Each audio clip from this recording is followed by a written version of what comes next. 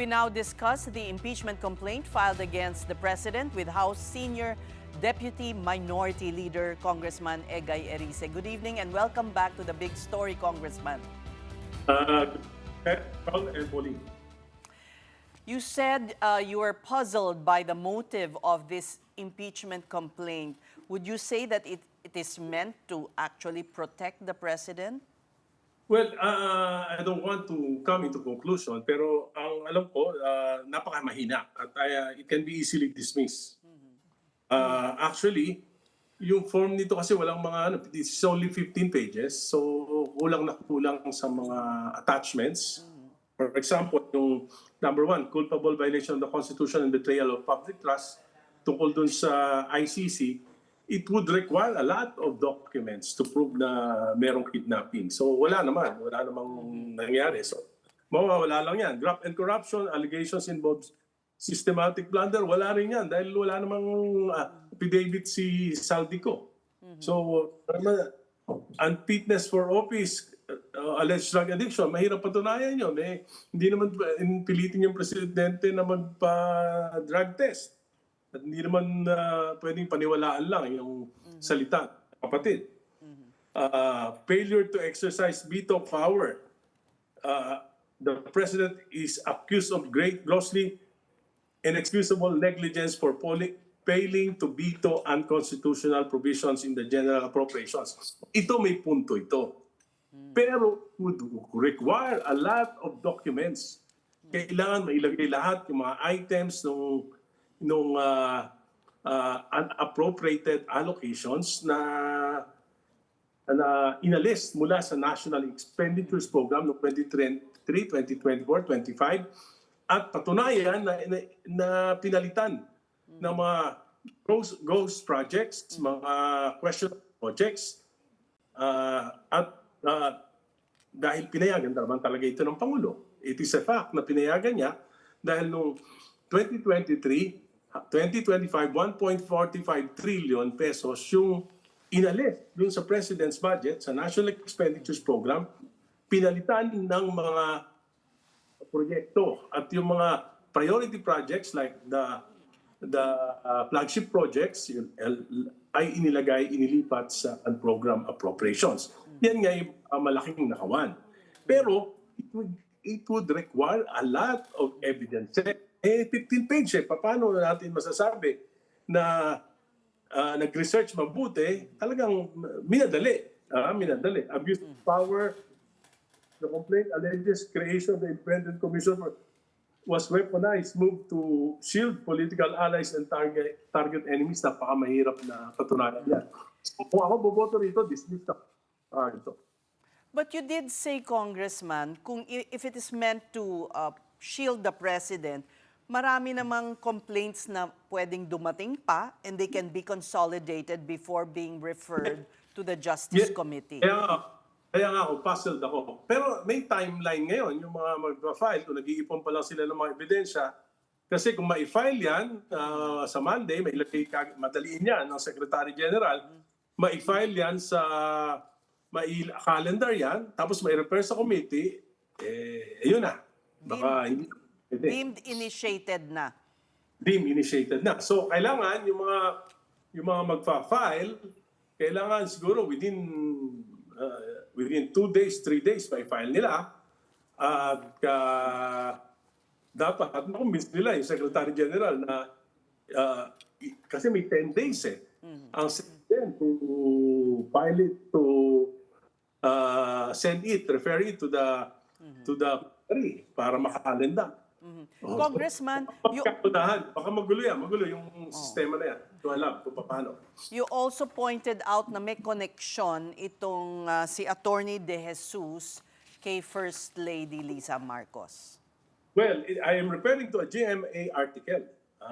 It was, here's the article. I would read it para walang medyo, lang tayo. Kung ano lang petsa nung article na yan? November 24, 2024. Si attorney, a disbarment complaint has been filed against a lawyer who dared First Lady Lisa Marcos to face him so he could slap her. A Supreme Court official confirmed to GMA News Online Friday that lawyer and university professor Andre De Jesus filed a complaint against lawyer Glenn Chong on Wednesday.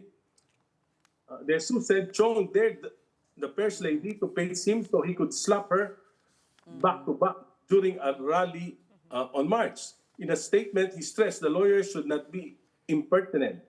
Hindi tayo dapat bastos kahit sa ating mga katunggali, sa korte, So, sa politika.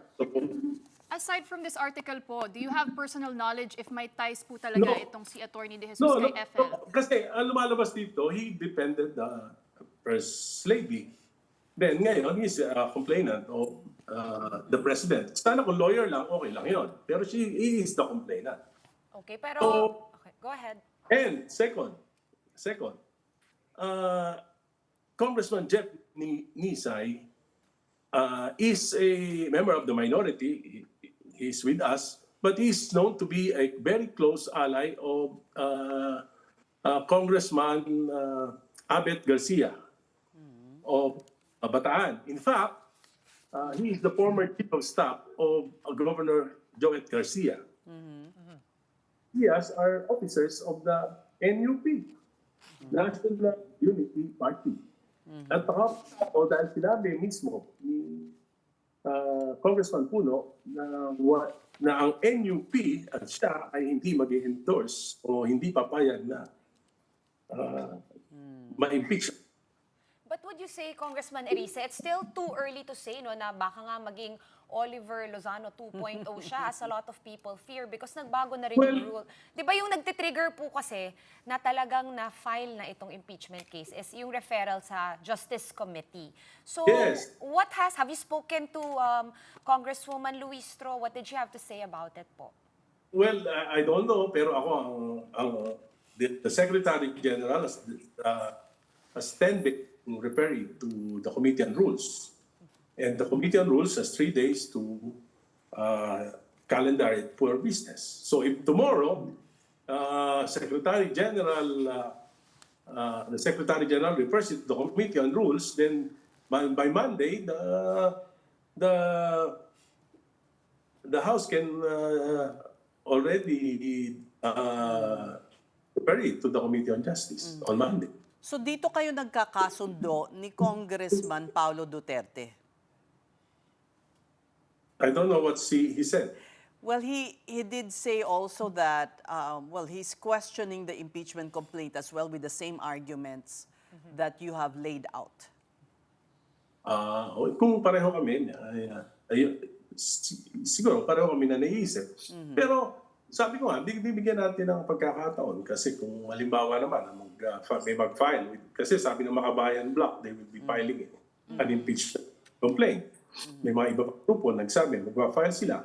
So may file na to, siguro mamadali na nila within the week.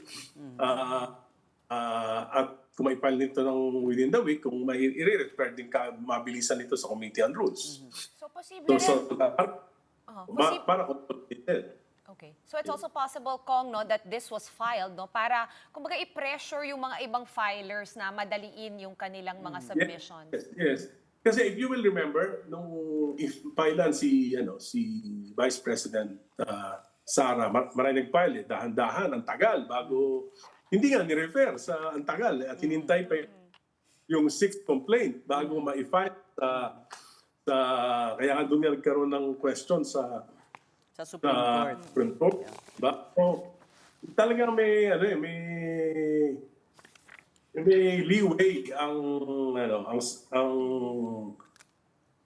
may mga loopholes na pwede talagang madali nito at mabaliwala But after complaints. But you did say na doon sa NEP, medyo doon sa hindi pag-veto sa mga unprogrammed funds, may punto. So there punto. is time for a more solid yun lang. complaint. Kasi di ba, yan naman ang tinatanong ko lagi the President must have his underlying reason. But yes, to explain to the people, bakit in 2023, 300 billion yung tinanggal sa kanyang pondo? hindi siya kumibo. Yung kabinete niya, hindi kumibo. Na 2024,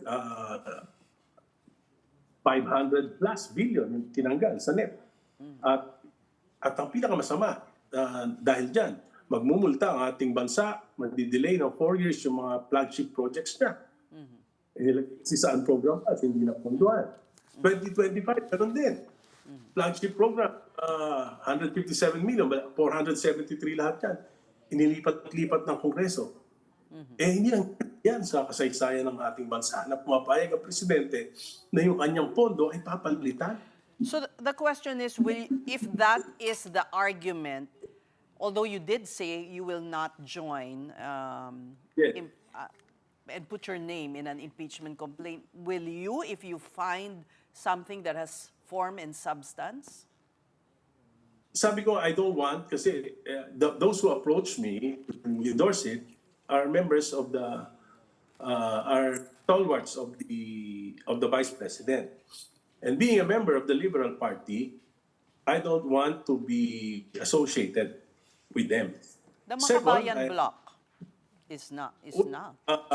They did not approach me because they have the complainants and they have the endorsers. But Congressman, go ahead. Yes, and second, sabi ko nga, I'm still giving the president the benefit of the doubt by trying to urge him to explain why did he allow the 55 trillion in insertions, diversions, without vetoing it, without saying anything. At meron talagang damage sa bansa. Malaking. Pero Congressman, babalik pa rin po tayo dun sa tanong na lulusot ba ito in the lower house, because it's no secret that the president enjoys the support of the supermajority in the House of Representatives. May appetite po ba talaga for an impeachment against the president kung ito man ay madideem initiated na sa House of Representatives? Alam mo, the recent Supreme Court decision, kailangan dumaan sa Committee on Justice para magkaroon ng hearings. So ito yung pagkakataon na magkaroon ng accountability, hindi lang ang presidente, kundi ang vice president. Mapag-usapan ito publicly. It's a political process, but yes, kailangan siguro na malaman ng tao kung ano talaga yung mga pangyayari. Ma-discuss ito, mapagdebatihan ito sa committee. Whether refer ito sa Senate or hindi, may mahalaga na mangyayari na nako-question yung accountability ng ating mga pinakamatatas na pinuno ng bansa. Dahil wala naman tayong ibang magagawa para tanungin sila, gawin silang accountable, kundi impeachment process sapagkat sila ay impeachable officers. We thank you for talking to us. House Senior Deputy Minority Leader and Caloocan Congressman Egay Erice.